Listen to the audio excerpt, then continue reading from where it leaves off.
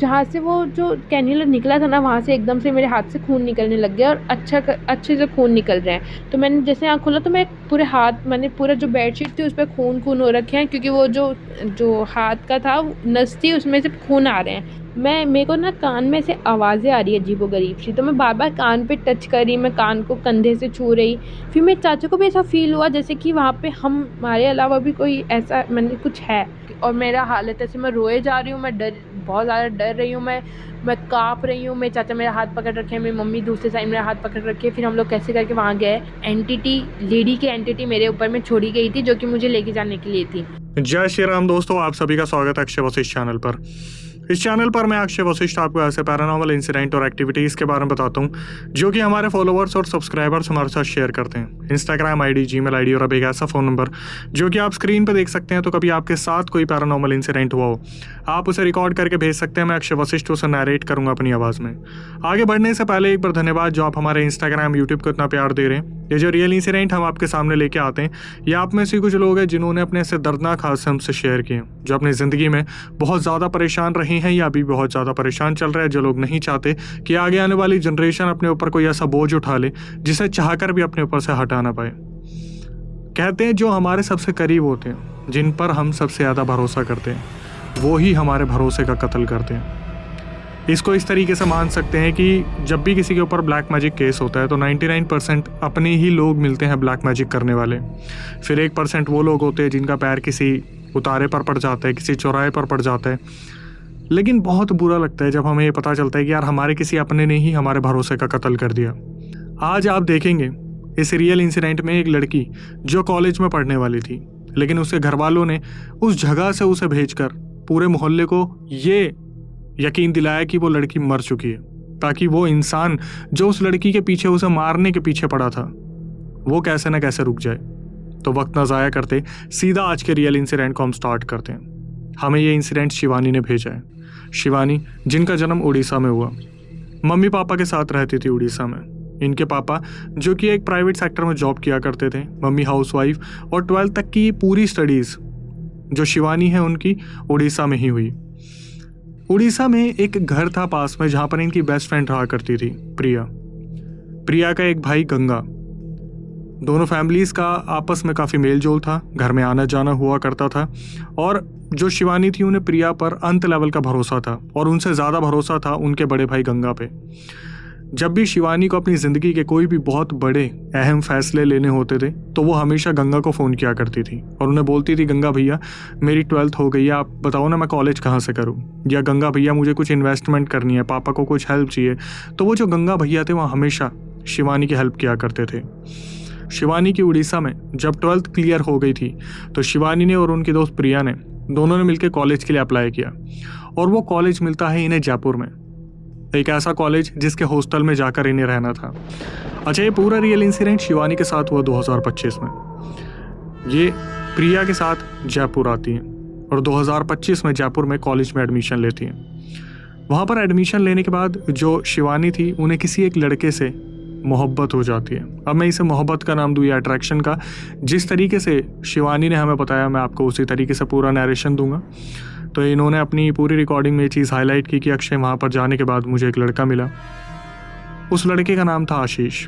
वहाँ पर जाके उस लड़के से मेरी बातचीत हुई और धीरे धीरे मैं उससे बातचीत आगे बढ़ाती हूँ। उसने मुझे प्रपोज़ किया, मैंने उसे हाँ किया। फिर हम जो है फ्रेंड्स से ज़्यादा बड़े रिलेशन में आ गए और फिर हम इसी तरीके से मिला करते थे। आए दिन जो प्रिया के घर वाले थे उनका कॉल आया करता था प्रिया से बात करने के लिए, तो वो लोग शिवानी से भी बात किया करते थे। शिवानी के घर वालों का कॉल आता था तो वो लोग प्रिया से भी बात किया करते थे। तो जो दोनों के घर वाले थे वो उड़ीसा में वैसे भी एक दूसरे से मिला करते थे। तो अब जैसे प्रिया डेली शिवानी को कॉल पे देखा करती थी कि भाई शिवानी हमेशा कॉल पे लगी रहती है, कोई रीज़न नहीं पता। तो एक दिन प्रिया ने शिवानी से पूछ लिया कि शिवानी, ये कौन लड़का है जिससे तू घंटों घंटों बात करती है, क्या आप कोई रिलेशन है, क्या है? तो शिवानी ने बता दिया कि हाँ, अभी हम रिलेशन में मूव ऑन कर चुके हैं। इससे पहले जब हम आए थे जयपुर में कॉलेज में, मुझे लड़का मिला था और मुझे बहुत अच्छा लगा, इसने मेरी हेल्प भी की। उसी टाइम पर जो गंगा भैया थे उनका कॉल आता है प्रिया के पास और प्रिया से वो पूछते हैं कि भाई क्या कर रहे हो तुम दोनों? तो ये जैसे होता है ना, प्रिया ने फ़ोन गंगा भैया का लाउड स्पीकर पर लेकर बात करनी शुरू कर दी। अब वहाँ से जो शिवानी थी वो भी बोलना शुरू करती कि भैया कैसे हो आप, मैं भी अच्छी हूँ, आप ठीक हो, घर में कैसा चल रहा है, उड़ीसा में कैसा माहौल है, मौसम कैसा है। इनकी आपस में इस तरीके से बातचीत होनी शुरू हो गई। तो तभी प्रिया अचानक से बोलती है कि गंगा भैया आपको पता है शिवानी को ना उनका जीवन साथी मिल गया है। और गंगा जो थे, जो प्रिया के भाई थे, उन्होंने एकदम से अजीब सा रिएक्शन दिया कि क्या तुम लोग ये करने गए हो वहाँ पर। तो उस टाइम पर जो शिवानी थी वो कुछ समझाने की कोशिश कर रही थी कि नहीं भैया ऐसा नहीं है, मतलब मैं उसे पसंद करती हूँ। इतने में गंगा भैया ने कॉल काट दिया। और जब कॉल डिस्कनेक्ट हुआ तो जो शिवानी थी उनके दिमाग में हज़ारों सवाल एकदम से टूट पड़े कि यार मतलब रिलेशन मेरा है, लेकिन सवाल तो प्रिया की परवरिश पे भी उठेंगे। अब उनके भैया को ये ना लगे कि कहीं ना कहीं प्रिया भी इन सब चीज़ों में पड़ रही है। शिवानी ने पर्सनली गंगा भैया को अलग से कॉल किया, प्रिया को बिना बताए। उस टाइम पर जो गंगा भैया थे उन्होंने कॉल पिक किया और वो बोलना शुरू करते कि बताओ अपनी सफाई में तुम्हें क्या पेश करना है। तो यहाँ से शिवानी ने बताना शुरू करा कि मैं अपने पेरेंट्स को भी इस लड़के के बारे में बताऊंगी, हमारे कुछ कमिटमेंट्स हैं, ये है वो है। अपनी तरफ से जो शिवानी थी उसने काफ़ी कन्फर्मेशन देने की कोशिश की गंगा भैया को, लेकिन गंगा भैया ने क्या करा, कॉल डिस्कनेक्ट कर दिया फिर दोबारा गुस्से में आकर। तो शिवानी को बड़ा अजीब सा लगा कि यार मतलब मैं अपनी तरफ से बताने की कोशिश कर रही हूँ, सफाई देने की कोशिश कर रही हूँ, भैया समझ ही नहीं रहे हैं। तो इन्होंने सोचा जो शिवानी थी कि यार मैं अपने घर पे बताऊंगी, कहीं ऐसा ना हो कि गंगा भैया मेरे घर पे बता दे और इस चीज़ को लड़ाई में कन्वर्ट कर दे, मतलब मेरे मम्मी पापा से मेरी लड़ाई हो जाए। तो क्या करा, जो शिवानी थी उन्होंने अगले दिन सुबह अपने घर पे फ़ोन किया और अपनी मम्मी को बता दिया कि ऐसे एक लड़का है, मैं उसे पसंद करती हूँ और बस मैं चाहती हूँ कि आप उससे मिलो, उससे बात करो। तो उनके मम्मी पापा ने कहा देखो छोटी उम्र है, पढ़ाई पे ध्यान दो, अभी इन सब चीज़ों पे ध्यान ना दो। तो वो चीज़ें शिवानी को समझ भी आ गई थी। शिवानी को और भी चीज़ें समझाई गई कि बहुत जल्दी बहुत बड़े बड़े कदम ना उठा ले, चीज़ें देख कर करे, बहुत जल्दी कोई चीज़ ऐसी ना कर ले जिससे ख़ानदान की नाक नीचे हो, पापा की नाक नीचे हो। तो शिवानी ने इस चीज़ का जो एक तरीके से आश्वासन दिया कि मैं ऐसा कुछ भी नहीं करूँगी जिससे फैमिली पर बात है। ये टॉपिक वहीं क्लोज हो गया। अब प्रिया ने गंगा भैया को बता दिया था कि शिवानी ने अपने घर पे उस लड़के के बारे में बता दिया है। उस लड़के को भी इस चीज़ का कन्फर्मेशन था कि ठीक है हम एक दूसरे को पसंद करते हैं, अगर आगे सब कुछ ठीक रहा तो हम एक हो जाएंगे। इस बात को बीते 3 रातें गुजरी थी। अचानक से जब ये कॉलेज जा रही थी, जो शिवानी थी, इनके पास इनकी मम्मी का फ़ोन आता है और इनकी मम्मी बोलती है कि तू कहाँ पर है। तो इन्होंने बताया शिवानी ने कि मैं कॉलेज जा रही हूँ। तो शिवानी की मम्मी बोलते नहीं तू कॉलेज नहीं जाएगी, तू फटाफट अपने हॉस्टल में जा और मुझे ये बता कि प्रिया कहाँ पर है। तो ये बताती कि प्रिया तो आज सुबह उड़ीसा के लिए निकल चुकी है। तो इनकी मम्मी ने पूछा शिवानी की मम्मी ने कि ये क्या बात हुई, मतलब प्रिया ऐसे स्टडीज़ छोड़ के क्यों चली गई। तो जो शिवानी थी उन्होंने अपनी मम्मी को बताया कि उनके बड़े भैया का फ़ोन आया था, गंगा भैया का, और उन्होंने बोला कि कुछ काम है तो वो चली गई। तो यहाँ पर जो इनकी मम्मी थी शिवानी की, उन्होंने बोला ठीक है तू हॉस्टल जा, मैं तेरे को अभी फ़ोन करती हूँ थोड़ी देर में। शिवानी हॉस्टल पहुँचती है, उनकी मम्मी का कॉल आता है और उनकी मम्मी बताती है कि हमारे पास किसी लड़के का फ़ोन आया है और वो बोल रहा है कि तू जयपुर के हॉस्टल के पास के किसी होटल में अलग अलग मर्दों के साथ सोती है और तू इस चीज़ के पैसे लेती है। और वो लड़का कह रहा था कि उसके पास तेरे न्यूड्स भी हैं, मतलब कुछ ऐसी इमेजेस, कुछ ऐसी पिक्चर्स जिसमें तूने कपड़े नहीं पहने और तू अलग अलग लोगों को पैसों के लिए ये सारी फ़ोटोज़ भेजती है। इनकी मम्मी को शिवानी पर पूरा भरोसा था। शिवानी ने बोला कि मम्मी ये कैसी बात कर रही हैं आप। इनकी मम्मी ने बोला बेटा मेरे पास जो इन्फॉर्मेशन आई है बस वो मैं तेरे को बता रही हूँ, एक चीज़ इन्होंने छुपाई थी। इतने में ही इनके पापा पीछे से आते जो अपने ऑफिस को बीच में छोड़ कर आए थे। क्यों? क्योंकि ये कॉल इनके पापा को भी गया था। थोड़ी देर में इनकी जो तीसरी रूममेट थी उसके पास भी कॉल आता है कि तेरे साथ जो लड़की रहती है उसकी मेरे पास न्यूड्स हैं, वो लड़कों के साथ सोती है। तो रूममेट को तो पता था, रूममेट बोली कि अपनी बातें अपने तक रखो, मेरे पास कॉल मत करना, मैं पुलिस कंप्लेंट कर दूंगी। अब जो तीसरी रूममेट थी वो आती है और शिवानी को बोलती है मेरे पास ऐसे ऐसे कॉल आया। इतने में इनके पापा का कॉल आता है कि ऐसे ऐसे मेरे पास कॉल आया, कोई बोल रहा है कि न्यूड है, ऐसा है वैसा है। फिर चाचा का कॉल आया कि ऐसा है कि मेरे पास कॉल आया कि कोई बोल रहा है कि ये हमारी जो शिवानी है वो ऐसा करती है वैसा करती है। हालांकि भरोसा सबको था, लेकिन ये जो चीज़ हुई इससे एकदम से होता ना कि एकदम से बहुत बुरा सा लगता है। तो शिवानी सदमे में जा चुकी थी कि मेरे लिए ऐसा कोई कैसे बोल सकता है। थोड़ी देर में सारे कॉल कटने के बाद जैसे शिवानी एक डिप्रेशन में चली गई थी, उनकी जो तीसरी रूममेट थी वो वहाँ पर बैठ के उन्हें सहानुभूति दे रही थी, ऐसा कुछ नहीं है, तू इतना परेशान मत हो, कोई नहीं, सब ठीक हो जाएगा, कोई फेक कॉल कर रहा होगा। थोड़ी ही देर में शिवानी की मम्मी उन्हें दोबारा कॉल करती है और कुछ ऐसा बताती है जिसको सुनने के बाद आपको बुरी तरीके से धक्का लग जाएगा। मुझे लगा, शिवानी को लगा। उनकी मम्मी बोलती है कि बेटा ये कॉल किसी और ने नहीं किया था, ये गंगा ने किया था। शिवानी के पैरों तले ज़मीन खिसक गई। प्रिया का भाई गंगा सबको कॉल करके बोल रहे हैं। जहाँ पर उनके पापा पुलिस स्टेशन जा रहे थे, जो शिवानी की मम्मी थी वो गंगा के घर पहुंची। वहाँ पर जब पहुंची तो उन्होंने देखा ना तो गंगा है ना ही प्रिया है, दोनों गायब हैं। तो जो शिवानी की मम्मी थी उन्होंने गंगा की मम्मी को बहुत डांटा और ये चीज़ बोली कि अगर तुम्हारा लड़का सुधरा नहीं तो हम उसे अंदर करवा देंगे। अभी फैमिली रीजंस की वजह से हम सिर्फ कंप्लेंट डाल रहे, FIR नहीं कटवा रहे। अगर हमें पता लगा ये दोबारा होगा या दोबारा गंगा ने किया तो बहुत बुरा होगा। उस टाइम पर गंगा की मम्मी ऐसी थी कि उन्हें तो कुछ पता ही नहीं था कि चल क्या रहा है। शिवानी को जब ये पता चला तो उन्हें बहुत बुरा धक्का लग चुका था। अच्छा, ये होने के बाद भी 3-4 रातें बीत गई। ना गंगा का कुछ पता था ना प्रिया का कुछ पता था कि ये दोनों कहाँ चले गए हैं। इसके बाद क्या होता है, अचानक से एक अननोन नंबर से सबसे पहले मम्मी के पास, फिर पापा के पास, फिर चाचा, मामा, रूममेट, सबके पास शिवानी की न्यूड्स आती हैं। वो जो इमेजेस आई थी, वो सारी की सारी जो न्यूड्स आई थी वो एडिटेड थी और वो अलग से ही पता चल रहा था कि वो AI से, किसी ऐसे AI से एडिटेड की गई है जिस पर ये वल्गर चीज़ें हो सकती हैं। फिर भी इनके जो पापा थे वो पुलिस स्टेशन पहुंचते हैं, इनकी मम्मी पुलिस स्टेशन पहुंचती हैं और पुलिस स्टेशन पहुंचने के बाद ये लोग कंप्लेन करते हैं। पुलिस ट्रेसिंग पे लगाती है उस नंबर को, लेकिन वो नंबर जो था किसी ऐसे इंसान के नाम पर था जो इंसान इस दुनिया में है ही नहीं। व्हाट्सएप एक्टिवेट हुआ, 2 मिनट में ये काम हुआ और नंबर बंद हो गया। इस चीज़ को हुए 1 हफ्ता हो चुका था, जो सबसे पहली चीज़ हुई थी जहाँ पर गंगा ने कॉल करा था। 3-4 दिन बाद ये हरकत हो गई। इसके बाद जो शिवानी थी वो अपने रूममेट के साथ थी, वो कॉलेज जा रही थी, कॉलेज से आ रही थी और शिवानी को समझ नहीं आ रहा था कि मेरे साथ ऐसा कैसे हो रहा है। इतने में क्या हुआ, शिवानी की मम्मी का उनके पास कॉल आता है और वो बोलती है कि तेरी कॉलर ट्यून में भजन लगा हुआ था, अचानक से ये वल्गर गाने कैसे लगे हुए हैं। शिवानी फिर हैरान हो गई कि क्या बात कर रहे हो मम्मी। उनकी मम्मी बोलती रुक जा, मैं कॉल काट के दोबारा करती हूँ, मेरे को अभी कॉलर ट्यून सुनने थे। अब उसमें कोई एक बहुत वल्गर कॉलर ट्यून लगी हुई थी। तो उनकी मम्मी बताती है कि ऐसे ऐसे तेरी कॉलर ट्यून बदल गई है और वो कोई भी कॉल कर रहा है तो बहुत बहुत गंदा कोई गाना लगा हुआ है। मतलब ऐसा शो हो रहा है जैसे भी ये फ़ोन किसी एक ऐसी लड़की से बिलोंग करता है जो सही में प्रोस्टिट्यूशन में है। इनको बड़ा अजीब लगा। जो शिवानी थी उन्होंने क्या करा, अपना फ़ोन फॉर्मेट कर दिया, पूरा का पूरा सिम निकाल के। उन्हें पता चल गया था कि मेरा फ़ोन कहीं ना कहीं हैक हो चुका है, मेरे फ़ोन के साथ कोई ना कोई दिक्कत हो चुकी है। तो इन्होंने अपनी मम्मी को बताया कि मम्मी मुझे परेशानी हो रही है, मुझे समझ नहीं आ रहा मैं क्या करूँ, मैं कॉलेज जाऊँ ना जाऊँ, क्या करूँ क्या ना करूँ। तो इतने में क्या हुआ, अचानक से एक अननोन नंबर से कॉल आता है इनकी रूममेट के पास। और इनकी रूममेट के पास जो कॉल आया था उसमें रिकॉर्डिंग लगी हुई थी, रिकॉर्डिंग ऑन थी। तो इनके रूममेट को एक आवाज़ आती है कि जयपुर के ये इस कॉलेज में जाती है ना, टेंशन मत ले, शिवानी बहुत जल्द मारी जाएगी। और ये बोलने के बाद रूममेट से वो कॉल डिस्कनेक्ट हो गया। अभी तक सबका जो शक था वो गंगा के ऊपर जा रहा था। अब धीरे धीरे वक्त गुजरने लगा और शिवानी बहुत डर के रहने लगी। उनकी जो रूममेट थी शिवानी की, वो समझाया करती थी ऐसा कुछ नहीं होगा, इतना ज़्यादा मत सोच, सब ठीक हो जाएगा, तू कॉलेज तो चल। लेकिन शिवानी ने मना कर दिया।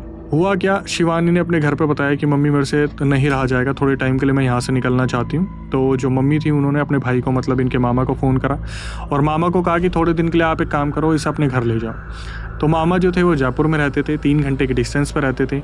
मामा आते हैं और आने के बाद वो जो शिवानी उनको अपने साथ लेके चले जाते हैं। अब मामा जो थे शिवानी के साथ गए और उन्होंने प्लान किया था कि मामा के घर पर शिवानी कम से कम 1 हफ्ता रुकेंगी, जहाँ पर ये लोग शिवानी को घुमाएंगे, फिराएंगे, खिलाएंगे, बच्ची को थोड़ी काउंसलिंग दिलाएंगे, साइकाइट्रिस्ट के पास लेके जाएंगे, उसका दिमाग ठीक करवाएंगे। लेकिन जैसे ही ये अपने मामा के वहाँ पर पहुँची है तो एक ही रात हुई होगी जब शिवानी अपने मामा के यहाँ पे रुकी, रात को सोई है और सुबह उठी है। तो शिवानी ने क्या करा, अपना फ़ोन जो था फॉर्मेट कर दिया था और उनके मामा ने उनसे ये फ़ोन ले लिया था, ये वाला फ़ोन जो है, ये बोल के कि हो सकता है इसमें कोई चिप इम्प्लांट कर दी हो सकता है सिम में कोई दिक्कत हो सकता है फ़ोन में कोई दिक्कत हो। बाय डिफ़ॉल्ट ऐसे भी कुछ सॉफ्टवेयर आते हैं जिनमें कोडिंग करके भी आप जो है फ़ोन को एक्सेस कर सकते हो। लेकिन मामा जो थे उन्होंने ये बोला कि एक काम कर बेटा, ये फ़ोन मुझे दे दे और मैं तुझे नया फ़ोन दिला दूँगा। तो इतने में हुआ क्या, रूममेट का कॉल जाता है शिवानी की मम्मी के पास और रूममेट बताती है शिवानी की मेरे पास ऐसे ऐसे कॉल आया था और वो जो इंसान है वो पूरी तरीके से शिवानी को ट्रेस कर रहे हैं। और वो जो इंसान है उसने कहा कि शिवानी जयपुर में अपने मामा के पास इस जगह पर गई है ना 1 हफ्ता रुकने के लिए, वो वहीं पर मरेगी। तो इसके बाद क्या हुआ, जब शिवानी की मम्मी बहुत ज़्यादा परेशान हो गई कि मेरी लड़की की पूरी लाइव लोकेशन चल रही है और उसे हर जगह स्पॉट किया जा रहा है कि वो कहाँ जा रही है, कैसे जा रही है, तो इनकी मम्मी बहुत डर गई। इन्होंने ये फैसला लिया कि मैं शिवानी को मामा जी के पास नहीं छोड़ूंगी, इन्हें मैं किसी ऐसी लोकेशन पर ले जाऊँगी जहाँ पर चाचा जी का होल्ड है। तो इन्होंने क्या करा, जो शिवानी के पापा थे उनके छोटे भाई, मतलब इनके चाचा जी जो है शिवानी के, इनको कांटेक्ट किया जो कि झारखंड में रहते थे, और उन्हें फ़ोन करके बताया गया कि ऐसे ऐसे जो है लड़की के साथ दिक्कत हो रही है और जयपुर में वो है, वो बहुत परेशान है। तो चाचा जी ने बोला मैं मेरे को 2-3 दिन लगेंगे और मैं वहाँ से जाके शिवानी को यहाँ पे लेके आ जाऊँगा, और बिल्कुल दिक्कत मतलब मैं यहाँ पर है मेरे पास पावर। इन 3 दिनों में शिवानी इतना डर के रहने लगी कि वो घर से बाहर नहीं निकलती थी। उन्हें ऐसा लगता था कि यार मुझे कोई भी फाइंड आउट कर सकता है, मेरे साथ कुछ भी हो सकता है, मुंह पे तेजाब ना फेंक दे। यहाँ पर आ गई बात सारी लड़की की सिक्योरिटी की। पुलिस वालों को कोई सबूत नहीं मिल रहा था, क्योंकि जिस भी नंबर से कॉल आ रही थी वो नंबर ये मान के चलिए कि कोई साइको किलर का नंबर था, कि मतलब उसको ट्रेस नहीं कर पा रहे, डिटेल नहीं निकाल पा रहे। नंबर जब भी एक्टिवेट होता तो मरे इंसान की आईडी से होता और वो नंबर बंद हो जाता। इन सब चीज़ों में जो चाचा जी थे वो पहुँचते हैं मामा के पास और वहाँ से पिक करते हैं शिवानी को और लगे हाथ सीधा लेके आते झारखंड में। झारखंड आने के बाद अब क्या हुआ, ये घर से बाहर ना निकले। झारखंड में सब इन्हें मनाने की कोशिश कर रहे हैं कि बेटी शिवानी कैसी है, चलो घूम के आते हैं, इधर जाते हैं उधर जाते हैं, बच्चों के साथ ये थोड़ा टाइम स्पेंड करती है। लेकिन फिर इन्होंने क्या करा, 2025 की मई की ये बात है, गर्मियों के सीज़न में ये रजाई गद्दे ओढ़ के सोया करती थी। सबको लगता था कि ठीक है बीमार है, बाहर नहीं जा रही है, थोड़ा मेंटली अनस्टेबल हो गई है, बच्ची के ऊपर ऐसा है वैसा है। चाचा ने कभी चाची को इस बारे में नहीं बताया, सिर्फ ये सोच के कि बच्ची को जज करा जाएगा। उन्होंने सिर्फ ये बोला कि इसके तबीयत ठीक नहीं, मुझे ट्रीटमेंट करवाना है और मैं इसे लेके आया हूँ। लेकिन जो वहाँ पर दादी जी थी उन्हें पूरा शक था कि इस लड़की के साथ कोई तो दिक्कत हुई है। अब दादाजी थे ही नहीं इस दुनिया में और दादाजी को इस चीज़ की नॉलेज भी थी, लेकिन चाचा को इतना ज़्यादा नहीं पता था। लेकिन जब दादाजी को नॉलेज थी तो ऑब्वियसली दादी जी को होनी तो बनती है। तो दादी जी एक दिन बोलती है, शिवानी बेटा तू नहा ली? तो शिवानी बोलती है हाँ दादी मैं नहा ली हूँ, क्या हुआ? तो दादी बोलती है कि कुछ नहीं, अब पीछे जो है अपने बालाजी का मंदिर है और वहाँ पे अपने को चलना है। शिवानी ने पहले तो सुना और देखते देखते उनकी आंखें भट लाल हो गई, गुस्सा एकदम से ऐसा हो गया जैसे कि मुझे मंदिर के बारे में बोल कैसे दिया। तो जो शिवानी थी वो बोलती कि दादी मैं नहीं जाऊँगी, और दादी एक्चुअली मैं बोल रहा हूँ, ये उन्हें माँ बोलती थी कि माँ मैं नहीं जाऊँगी वहाँ। तो फिर दादी ने बोला कि बेटा पूजा पाठ नहीं करना क्या, क्यों इतना तू परेशान हो रही है, चल मंदिर चलते हैं, भगवान के दर्शन करेंगे। तू 1 हफ्ता हो गया बेड पे ही पड़ी हुई है, रजाई गद्दे ओढ़ के सो रही है, थोड़ा बाहर निकल, मेरे साथ चल, तेरे को डर लग रहा है। तो जो शिवानी थी उन्होंने इस तरीके से बताया कि अक्षय जब तक मैं सुन पा रही थी, उसके बाद मैंने जो चिल्ला के अपनी माँ को जवाब दिया, अपनी दादी को, मतलब अड़ोस पड़ोस भी हैरान हो गई कि मैं ऐसे कैसे बात कर सकती हूँ, और दादी भी हैरान हो गई कि यार मैं ऐसे कैसे बात कर रही हूँ उनसे। तो एकदम से इन्हें होश आते ही मैंने दादी से ऐसे कैसे बात की, और उसी के बाद 2 मिनट के अंदर जैसे ऐसे लगा इनके अंदर कोई और पर्सनैलिटी आ गई और इन्होंने चिल्लाना शुरू कर दिया कि तू लेके जाएगी मुझे, मैं नहीं जाऊँगी वहाँ, मुझे कोई नहीं लेके जा सकता मंदिर। और ये बोलने के बाद ये अचानक से बेहोश हो जाती है। अभी आपको ऐसा लग रहा होगा कि यहाँ से शुरुआत हुई है, शुरुआत तो बहुत पहले हो चुकी थी। अब हुआ क्या, आखिर में दादी को झुकना पड़ा बच्ची के आगे। शिवानी जीत गई। शिवानी ने जिस तरीके से वहाँ पर रिएक्ट किया, उन्होंने उस रात खाना खाया और खाना खाने के बाद वो सोती। तो दादी ने चाची को बोला कि इसे अकेला मत सोने दो, तुम सो जाओ इसके साथ। तो चाची जो है शिवानी के साथ सोई। शिवानी ने अपनी रिकॉर्डिंग में बताया कि अक्षय मेरे जो दादाजी थे ना वो मुझसे बहुत प्यार करते थे, मेरी दादी भी मुझसे बहुत प्यार करती हैं, और उनसे सबसे ज़्यादा प्यार करते हैं मेरे चाचा जो मुझे बहुत मानते हैं। चाची जी मेरे साथ सोई और मेरे को रात को अचानक से एक सपना आता है, जैसे कि इन्होंने बताया। उस सपने में मैंने देखा कि एक औरत है जिसने मेरा हाथ पकड़ा हुआ है और जो मुझे बोल रही है चल मेरे साथ, चल ये दुनिया नहीं है तेरी, तुझे दूसरी दुनिया में जाना है, मुझे भेंट दी गई है, चल यहाँ से। और सामने दादाजी खड़े हैं और दादाजी ने क्या करा, उस औरत को पकड़ के दूर फेंका और दादाजी बोल रहे बेटी यहाँ से जा अपनी दुनिया में। इन्होंने पीछे मुड़ के देखा तो इनके दादा की और वो जो औरत है उसकी लड़ाई हो रही थी वहाँ पर। तो इनके दादा वहाँ पर उस औरत के ऊपर हावी पड़ते दिख रहे थे। इनकी आँख खुली और ये इतने डर से उठी हैं रात को, अचानक से जैसे होता है ना डर के इंसान सीधा बैठते हैं, ये बैठी। तो इनकी चाची की आदत थी वो लाइट ऑन करके सोती थी, वो लाइट ऑफ करती थी, उन्हें नींद ही नहीं आती थी। तो इनकी चाची की आँख खुली, उन्होंने देखा कि शिवानी को क्या हुआ है। शिवानी उस टाइम पर पसीना पसीना हो रखी है। शिवानी से पूछा कि बेटा क्या हुआ, बुरा सपना देखा, कुछ देखा तूने, कुछ महसूस करा, मुझे बता। तो शिवानी को भी पता था कि मेरी चाची को मेरे बारे में पता ही नहीं है, ना उस लड़के गंगा के बारे में पता है ना सिचुएशन के बारे में पता है। तो इन्होंने बोल दिया कि नहीं चाची मुझे कुछ नहीं हुआ, सब ठीक है। अब इसके बाद क्या हुआ, बड़ी मुश्किल से शिवानी को उस रात नींद आई। दूसरी बार फिर इनको सपना आया जहाँ पर इन्होंने देखा वो औरत इन्हें पकड़ने के लिए भाग रही है और दादा उसका हाथ पकड़ के उसे पीछे फेंक रहे हैं। जब इनकी आंख खोली तो सुबह हो चुकी थी, लेकिन अभी भी ये इतनी डरी हुई थी कि चाची ने पूछा बेटा हुआ क्या है, मुझे सच सच पता। तो सुबह जब थोड़ी हिम्मत आती है इंसान के अंदर तो इन्होंने चाची को बताया कि मैंने ऐसा ऐसा सपना देखा है। तब चाची उठी और सीधा भागी गई दादी के पास। उन्होंने दादी को बताया कि इस लड़की ने ऐसा ऐसा देखा और मुझे कुछ ठीक नहीं लग रहा है, इसके साथ कुछ तो ऊपरी दिक्कत हो रही है। दादी को लगा कि भाई ये चीज़ अगर शिवानी की मम्मी से छुपाई गई तो दिक्कत हो सकती है। उन्होंने क्या करा, शिवानी की मम्मी को कॉल करा और बता दिया कि बेटा ऐसा ऐसा लड़की के साथ हो रहा है, तो तू जितनी जल्दी हो सकती है फटाफट से झारखंड आ जा।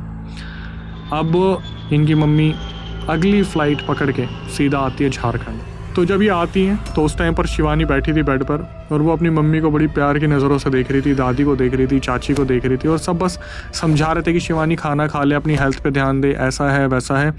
तो जो इनकी मम्मी थी, शिवानी की मम्मी वहाँ पर आई, उन्होंने खाना खिलाना शुरू करा। थोड़ी ही देर में इनको वॉमिटिंग हुई और वॉमिटिंग में ब्लड आ गया। ब्लड देखकर इनके चाचा एकदम से पगला से गए और सीधा इनको उठाकर ले गए हॉस्पिटल में। जिस हॉस्पिटल में लेकर गए उस हॉस्पिटल में इनको एडमिट कर लिया गया। सारे टेस्ट हो गए, सारे टेस्ट नॉर्मल आए। नॉर्मल टेस्ट आने के बाद हॉस्पिटल वालों को समझ में ही नहीं आया, उन्होंने सीधा रेफ़र कर दिया कि भाई आप कहीं और लेके चले जाओ। तो ये कहीं नामी ग्रामी प्राइवेट हॉस्पिटल में लेके गए। पहले भी प्राइवेट में ही गए थे, लेकिन अब इन्होंने सोचा कि नामी ग्रामी हमें देखना पड़ेगा कोई हॉस्पिटल, वहाँ चलते हैं। वहाँ ये लोग पहुँच गए।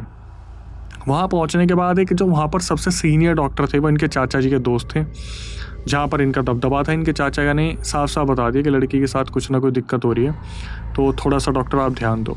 तो डॉक्टर ने पर्सनली ध्यान देना शुरू करा। उन्होंने जब रिपोर्ट्स देखी, टेस्ट वगैरह देखे तो कुछ भी नहीं मिला उसमें।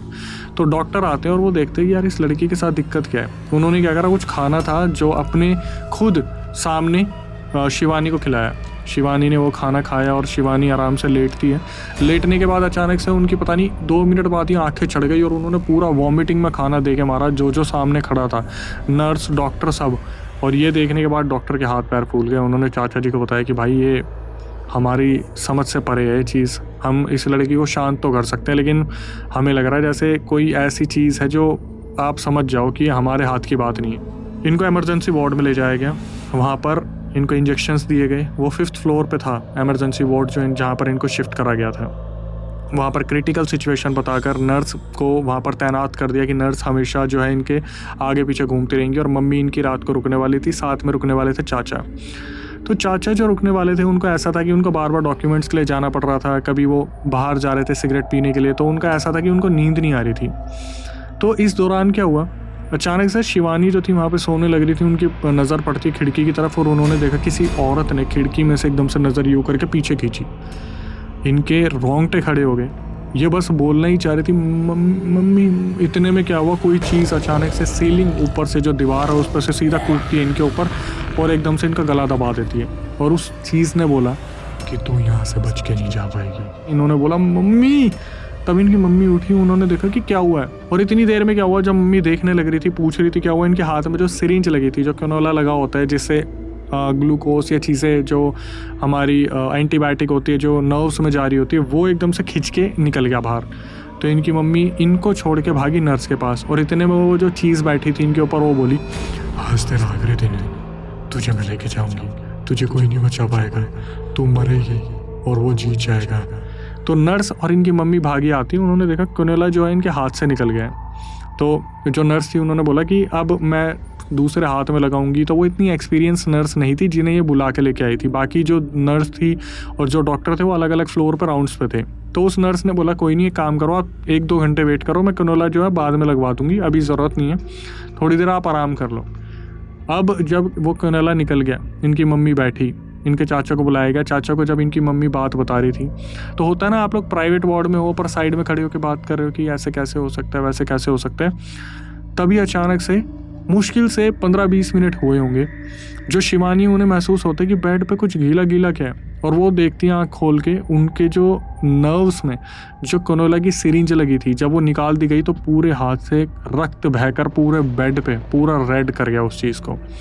इन्होंने आवाज़ मारा अपनी मम्मी को। इनकी मम्मी देखती कि मैं मुश्किल से 10-15 मिनट दूर हुई थी और ऐसा लग रहा है जैसे इसके शरीर से किसी ने खून खींच लिया हो।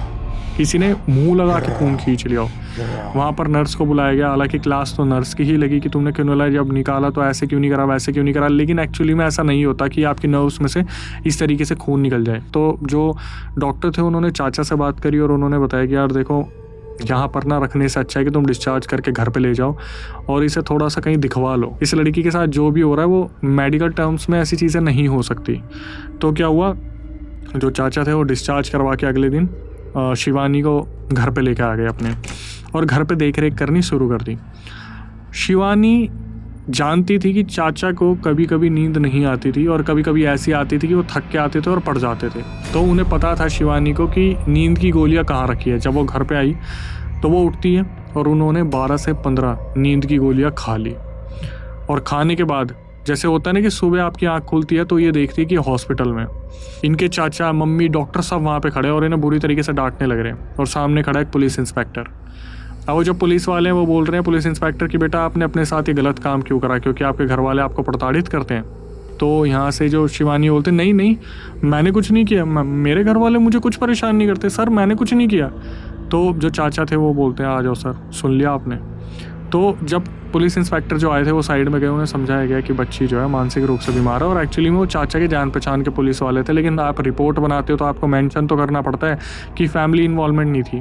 तो वहाँ पर जो इंस्पेक्टर आए थे वो चाचा के दोस्त थे, उन्होंने रिपोर्ट्स में दिखा दिया कि दवाई खानी थी किसी और चीज़ की, और 4-5 दवाई थी, बच्ची ने जल्दबाजी में 3 बार डोज ले ली 5-5 करके। तो ऐसा दिखा के वो वहाँ से चले गए। अब चाचा हो गए परेशान, करे तो करे क्या। और जो चाचा थे उन्होंने कॉल करके इनके पापा को बता दिया जो शिवानी के थे कि भाई साहब अब आप आ जाओ, लड़की के साथ कोई बहुत ज़्यादा दिक्कत हो रही है, तो हमें इसे किसी पंडित या तांत्रिक पे लेके जाना पड़ेगा। अब जब रिसर्च की गई तो इनके पापा जी और चाचा जी के कांटेक्ट में एक पंडित निकले। वो पंडित जो है वो झाड़ फूँक का काम किया करते थे, और शिवानी को जब वहाँ पर डिस्चार्ज करवा के ले जाया गया तो उन्होंने बताया कि लड़की का कहीं पैर पड़ा हुआ है, और धागा दिया, झाड़ फूँक कर दिया और बता दिया अब इसके साथ कुछ भी नहीं होगा। अब इसके बाद झाड़ फूँक करवाने के बाद जो शिवानी थी वो घर पे आ गई। चाचा जी अब सारे ही यहीं पे, चाचा पापा मम्मी दादी सब यहाँ पर हैं। तो सब ध्यान रख रहे हैं, सब बारी बारी नज़र भी रख रहे हैं, सब आराम से सोने की कोशिश कर रहे हैं। लेकिन शिवानी इन सब चीज़ों में हमें रिकॉर्डिंग में बताती कि अक्षय अभी तक वो जो औरत मुझे सपने में दिख रही थी अब वो मुझे पूरे घर में चलती दिख रही है, हर जगह वो घूमती दिख रही है, और जहाँ भी दिख रही है एक ही चीज़ बोल रही है कि तेरे जाने का वक्त आ गया, अब तुझे कोई नहीं बचा पाएगा, अब तुझे हम लेके जाएंगे। और शिवानी को ये लग रहा है कि यार मैंने पूजा पाठ भी करवा ली, मैंने झाड़ फूँक भी करवा लिया, उसके बाद मुझे ये चीज़ कैसे दिख रही है। उन्हें लगा कि शायद अब मेरे दिमाग में बैठ गया। तो एक रात शिवानी सोई, और सुबह जब इनके मम्मी पापा उठते हैं वो देखते शिवानी को एक हालत में जहाँ पर उनकी आंखें पूरी सफ़ेद हो रही है, मुंह से झाग निकल रहे और वो एक ही जगह पे पड़ी पड़ी वाइब्रेट हो रही है, जैसे स्लीप पैरालिसिस की पोजीशन में, लेकिन कोई चीज़ जो उनके ऊपर बहुत हावी हो रखी थी। तो इनके मम्मी पापा देख कर डर जाते हैं और चाचा को बताती है हो क्या रहा है। इतनी देर में जैसे होता है ना पोजेशन की एक्टिविटी स्टार्ट हो जाती है, और ये जो है सर हिलाना शुरू कर देती है, और वही कि मैं लेके जाऊँगी, मैं लेके जाऊँगी, मैं लेके जाऊँगी। तो जो इनकी मम्मी थी शिवानी की मंदिर में भागती है, वहाँ से भभूत उठाती है, गंगा जल ला के इसके ऊपर डालना शुरू करती है, और इतने में ये जो शिवानी थी देखती है अपनी मम्मी की तरफ, तो हो जाएगी सर, कोई नहीं बचा सकता, यूँ करके सीधा बेहोश। भाई ये उन पंडित को फ़ोन करते हैं, बोलते हैं आपने झाड़ फूँक किया था उसके बाद भी लड़की के साथ ये सब कुछ हो रहा है। तो वो जो पंडित थे उन्होंने बोला आप एक काम करो, लड़की को ना मेरे गुरुजी के पास ले जाओ। ये लेके गए उन गुरुजी के पास। वो गुरुजी देखते ही बता देते भाई मेरे हाथ में ये चीज़ नहीं है, इसके ऊपर कोई बंजारन जो है औरत छोड़ रखी है। वो बंजारन औरत अभी भी मुझे शिवानी के साइड में खड़ी दिख रही है, और वो लड़की जो शिवानी है जब उसे लेके गए तो गाड़ी में वो बेहोश थी। वो जो गुरुजी थे पुरोहित थे उनके सामने शिवानी को बेहोश ले जाया गया, और वो पुरोहित देख के डर रहे हैं कि ये बंजारन जो औरत है इसकी लाल आँखें हैं और ये मुझे घूर रही है, और ये बोल रही है कि तू बीच में पड़ा तो मार दूंगी, और मेरे हल के अंदर ही चल के आ गई। तो ये बहुत तगड़ी है, आप एक काम करो मेहंदीपुर बालाजी ले जाओ। ये लोग मेहंदीपुर बालाजी ले जाने के लिए तैयार, पर एक रात तो रुक के जाना पड़ेगा। अब यहाँ पर जो शिवानी है वो अपना एक्सपीरियंस बता रही है कि मैं देख रही हूँ सब सो गए और मेरी आँख खुल गई, और मेरे सामने वो औरत जिसकी आंखें लाल चमक रही है, चेहरा नहीं दिख रहा, बाल है, और उसका शरीर कम से कम 7 फीट का, और उसने राजस्थानी कपड़े पहने, उसके हाथ में पता नहीं क्या क्या है, और मैं देख रही हूँ ज्वेलरी, और वो औरत मेरे को दूर से देख रही है। इन्होंने आंख बंद करी, थोड़ी देर नींद आई, इधर देखा राइट में वो है, इधर इधर इधर जहाँ देखे ये इतनी बुरी तरीके से डर गई। इन्होंने चाची को बताया कि चाची मेरे को नींद नहीं आ रही, मुझे बहुत डर लग रहा है। तो इनकी चाची ने इन्हें 5 बार हनुमान चालीसा चला के सुनाई। तब जाके इन्हें नींद आई है। अगले दिन इन्होंने गाड़ी उठाई और गुरुजी को बोले कि हम बालाजी जा रहे हैं। तो गुरुजी ने बोला देखो ये नहीं जाएगी, एक काम करो, तुम्हारा कोई दोस्त अगर डॉक्टर है तो उसे बोलो आके शिवानी को इंजेक्शन लगा दे। जब तक बालाजी नहीं पहुँचोगे मेहंदीपुर बालाजी, तब तक ये लड़की बेहोश रहनी चाहिए, वरना ये गाड़ी को खाई में गिरा देगी, उछाल देगी, कुछ भी कर देगी। इसके अंदर बहुत खतरनाक एंटिटी है। चाचा जी ने फ़ोन करा और बुलाया अपने दोस्त डॉक्टर को, उन्होंने बेहोशी का इंजेक्शन दिया, इन्होंने गाड़ी में बैठाया और ये पहुँचे मेहंदीपुर बालाजी। तो मेहंदीपुर बालाजी में जब ये पहुँचे, वहाँ पर एकदम से जो शिवानी उनकी आंख खुलती है, उन्होंने देखा प्रेतराज सरकार के आसपास जितने भी लोग हैं वहाँ पर, जो लोगों को नहीं दिख रहे, खुली आंखों से इन्हें दिख रहे हैं कि वहाँ पर बहुत सारे लोग नाच रहे हैं, इधर उधर कूद रहे हैं और तड़प रहे हैं। इन्होंने अपनी मम्मी को डरते बताया कि मम्मी यहाँ पर तो मुझे बहुत सारे लोग दिख रहे हैं। इनकी मम्मी देख रही कौन है यहाँ पर, कोई भी नहीं है, जो गिने चुने लोग बैठे थे वही थे। तो मेहंदीपुर बालाजी के पुरोहित जो आते हैं वो बताते कि इस लड़की के साथ एक बंजारन की आत्मा है और वो बहुत शक्तिशाली है और इसको कोई 31 या 41 दिन यहाँ रहना पड़ेगा ठीक होने के लिए। पुरोहित बोल कर गए कि आप रहने की व्यवस्था देखो और शाम की आरती में इन्हें लेके आना।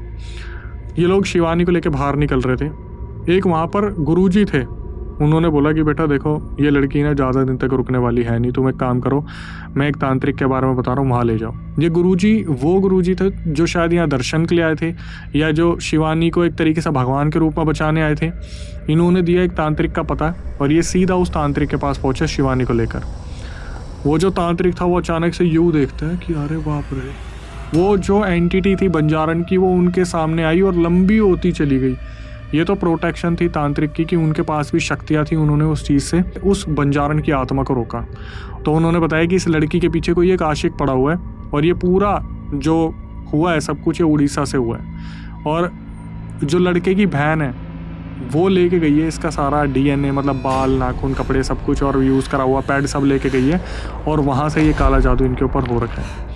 अब इसको उतारने के लिए क्या करना पड़ेगा, क्रिया करनी पड़ेगी। क्रिया के लिए क्या करना पड़ेगा, घेरा बनाया, उसमें बैठाया और उसमें बैठाने के बाद सबको समझा दिया कि भाई इस लड़की की बातों में मत आना, ये लड़की अब तुम्हारी लड़की नहीं होगी अगले 3-4 घंटों तक। तो उस दौरान क्या हुआ, जब शिवानी का वहाँ पर उतारा हो रहा था, जैसे जैसे आहुति लग रही थी, तो शुरू में तो शिवानी बस ये देख रही थी कि उनको कुछ नहीं हो रहा। फिर अचानक से जैसे होता ना, एकदम से गर्दन टेढ़ी, इधर टेढ़ी, हाथ पैर टेढ़े और अचानक से चिल्लाना शुरू कि मैं सबको ले जाऊंगी, मैं नहीं छोड़ूंगी, उसने मुझे छोड़ा हुआ है, उसने मुझे भेंट चढ़ाई है, मुझे भेंट चाहिए, मुझे चाहिए। तो पूछा गया इससे कि उसने क्या भेंट चढ़ाई है और तुझे क्या चाहिए। तो वो एंटिटी बताती है साक्षात कि मुझे जो है सुहागन के कपड़े चाहिए और मुझे मुझे मुझे एक बलि चाहिए। अब भाई ये सारी चीज़ें अगर ये मांग रही है और उसके बाद आश्वासन दे रही है, उससे पूछा गया कि तू जाएगी या रुकेगी। उसने बोला हाँ मैं जाऊंगी, लेकिन अगर इसको कोई चीज़ आपने दी और इसने उतारी तो मैं इस पर दोबारा आ जाऊंगी, क्योंकि वो इंसान मुझे भेजेगा। तो वहाँ जो पुरोहित थे, जो तांत्रिक थे, जो वहाँ पर थे, उन्होंने क्या करा, अपने सहायक को बोला कि जाओ भाई। वहाँ से एक जानवर को लाया गया जिसकी बलि चढ़ाई गई, सुहागन का सारा सामान दिया गया। हालांकि जो शिवानी थी उन्होंने इस चीज़ को बताने के लिए मना किया था कि लोग जज करेंगे, लेकिन इनके हाथ में ये चीज़ नहीं थी कि कोई चीज़ भेंट के तौर पे चढ़ाई गई हो। उसके बाद इन्हें एक जो है धागा दिया गया और बताया गया इस धागे को कभी मत उतारना। साथ में गले में पहनने के लिए दिया एक लॉकेट जो बालाजी का था और तुलसी जी की माला जो इन्हें कभी नहीं उतारनी थी। अब इसके बाद क्या हुआ, शिवानी के साथ ये सारी चीज़ें उन्हें बिल्कुल बंद हो गई और शिवानी की स्टेट बदल दी, उनका कॉलेज बदल दिया, उनका रहन सहन बदल दिया और उस पूरे एरिया में ये अनाउंसमेंट कर दी गई कि शिवानी मर चुकी है। उतारे के टाइम पर शिवानी ने अपना दम तोड़ दिया और ये खबर पहुंच गई उस लड़के तक। वो लड़का अपनी बहन को लेकर घर पे वापस आ गया। शिवानी के घर वालों ने कभी उस लड़के से छू नहीं करी। उन्होंने ये रिएक्ट किया कि उन्हें पता ही नहीं था कि गंगा ये सब कुछ कर रहा था और उसकी बहन प्रिया इन सब चीज़ों में मिली हुई थी। ये परिवार सिर्फ शिवानी को बचाना चाहते थे। शिवानी कभी सोशल मीडिया यूज़ नहीं कर सकती, कभी यूट्यूब, कुछ भी ऐसा यूज़ नहीं कर सकती जिससे पता चले कि शिवानी अभी भी जीवित है। अच्छा, इसके बाद ये कथा ख़त्म नहीं हुई। गुरुजी ने बोला था कि कभी भी इस धागे को, गले में जो बालाजी का लॉकेट है उसे और तुलसी जी का माला को मत उतारना। तो इन्होंने बताया कि एक दिन ये नहाने गई, इन्होंने सारी चीज़ें उतारी। नहाते टाइम ये नहीं पहनती थी और बाद में पहन लेती थी, धागा इनके हाथ में रहता था। तो हुआ क्या, अचानक से इनको पीरियड्स आ गए। फिर इन्हें लगा कि यार मैं इन हाथों से तो हाथ नहीं लगा सकती, मेरे को थोड़ा सा वेट करना पड़ेगा। जिस रात ये बिना लॉकेट के और जिस रात ये बिना तुलसी की माला के सोई हैं, इनकी रूममेट को ये पता है कि उन्होंने इन्हें कैसे बचाया। रात को जब ये सो रही थी वही बंजारन अचानक से चल के आई है इनके पास, और इन्होंने जैसे ही आँख खोली इन्होंने देखा वही आँखें वही सब कुछ। तो इंसान जब मौत को इतने करीबी से देख के वापस आया होता ना, उसकी आत्मा बिल्कुल ऐसे हो जाती है कि मैंने ये क्या देख लिया। इन्होंने देखा और ये ऐसे दब गई और इनको बस यूँ हो गया कि मैं मरी मरी मरी। एकदम से इनके रूममेट की आँख खुली, जैसा होता है ना क्या देख लिया मैंने।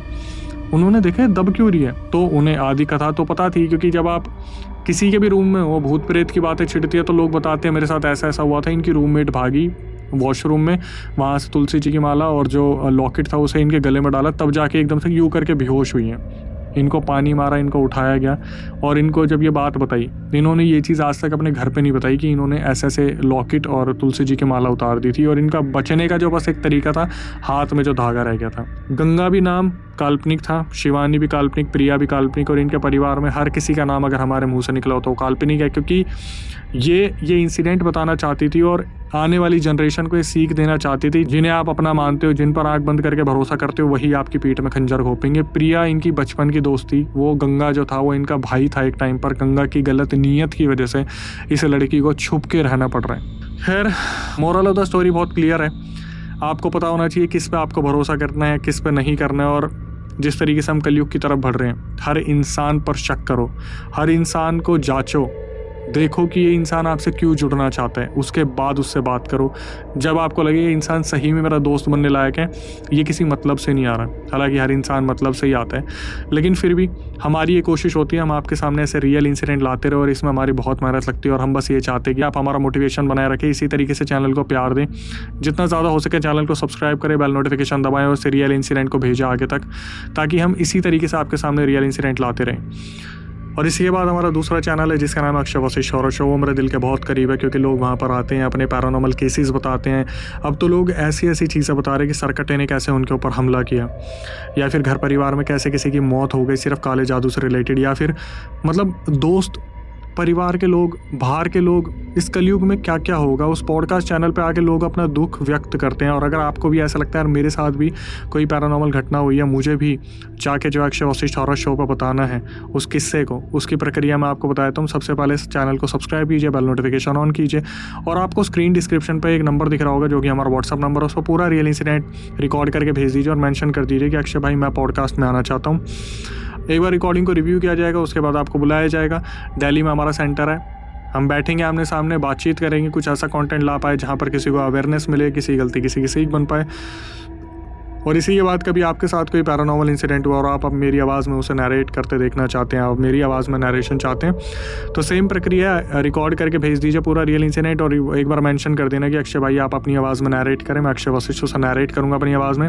स्पॉटिफाई को जो आप प्यार दे रहे हो उसके लिए बहुत बहुत धन्यवाद। हम ट्रेंड पे चल रहे हैं और इसी तरीके से हम चाहेंगे कि आप हमें प्यार देते रहे ताकि हम ट्रेंड में बने रहें जितना ज़्यादा हो सके। इंस्टाग्राम, यूट्यूब पे आप एक्सक्लूसिव कंटेंट देखिए, हम जो है इंस्टाग्राम पे कुछ नया लेके आ रहे हैं, यूट्यूब पे भी आपके लिए नया लेके आ रहे हैं, और जितना ज़्यादा हो सके हमें प्यार दें। फेसबुक पे भी अब अलग तरीके से हम आपके लिए कंटेंट लेके आ रहे हैं। हमारी बस आपसे ये रिक्वेस्ट होती है कि भाई हाथ जोड़ के रिक्वेस्ट है, माँ बाप से प्यार कीजिए, उन पे ध्यान दीजिए। उन्होंने हमेशा आपके लिए इतना सब कुछ किया है ना, इतना सब कुछ किया है, आप अभी नहीं समझोगे, जब वो नहीं होंगे तब आपको पता चलेगा। मैं कभी नहीं चाहूँगा कि इस दुनिया का कोई भी माँ बाप इस दुनिया से जाए, पर ये वो कड़वी सच्चाई है जो सच है। तो माँ बाप के करीब रहिए, जब नहीं होंगे तो बहुत दुख होगा, बहुत दुख, मतलब मैं इसको व्यक्त नहीं कर सकता। और इसी के बाद आपको पता है कि यार इन सब चीज़ों से निकलने का एक ही तरीका है, आपके कुल देवी देवता, इष्ट देवता, ग्राम देवता, पितृ पूजने, भूमि देवता, आपके जितने भी भगवान हैं उन्हें पूजिए। हमारे रियल इंसिडेंट शेयर कीजिए फैमिली ग्रुप में भाई बहनों के पास, ताकि उन्हें भी पता चले ये आशिकी का जो मामला होता है एक तरफा बहुत खतरनाक होता है। हम इसी तरीके से आपके सामने नए क्रिएटर्स, नए रियल इंसिडेंट, नए सब्सक्राइबर्स लाते रहेंगे। टिल देन नई वीडियो, नए पॉडकास्ट आने तक stay tuned with the channel. कुछ टाइम पहले ही मेरे पापा, मैंने कैसे करके उस तक ये बात पहुंचाई मेरे पापा ने कि मैं अब इस दुनिया में नहीं हूँ, मेरे को, मैं मर चुकी हूँ। और आप खुद सोचिए, एक बाप अपनी बेटी को मरा हुआ बता रहा है। नॉर्मल तो रहना ही पड़ेगा क्योंकि वो लड़का बहुत ज़्यादा साइको है, माने वो किसी पे कुछ भी करवा सकता है। फिर उसने मेरे बारे में पूछा तो चाचा ने यही बोला कि वो तो अब है ही नहीं, उसको तो मरे हुए ही इतना टाइम हो गया है। सेम चीज़ मेरे पापा से भी कंफर्म कर रहा है उसने, मेरे घर वालों और भी लोगों से कंफर्म किया है। तो सबको यही बोला था कि यही बोलो अगर मेरे बारे में किसी के पास भी फ़ोन आता है तो कि मैं मर चुकी हूँ।